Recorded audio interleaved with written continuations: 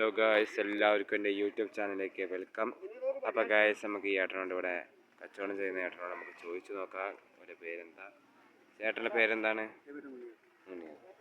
അപ്പോൾ ഇവിടെ എത്ര വർഷമായി കച്ചവടം തുടങ്ങിയിട്ട്?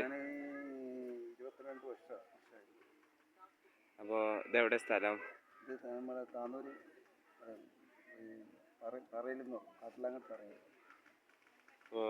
അപ്പോൾ നമ്മുടെ നാട്ടിൽ വന്നിട്ട് ചിലവാകുന്നുണ്ടോ? ചിലവാന്ന് പറഞ്ഞാൽ സാധനത്തിനൊക്കെ റേറ്റ് കൂടുതലാണ്. പക്ഷേ സാധനത്തിനിപ്പോൾ മറ്റേ കറികളൊക്കെ ആയതുകൊണ്ട് ചില പ്രശ്നങ്ങളും കാര്യങ്ങളൊക്കെ അതുകൊണ്ട് ഒപ്പിച്ച് പോകുന്നു.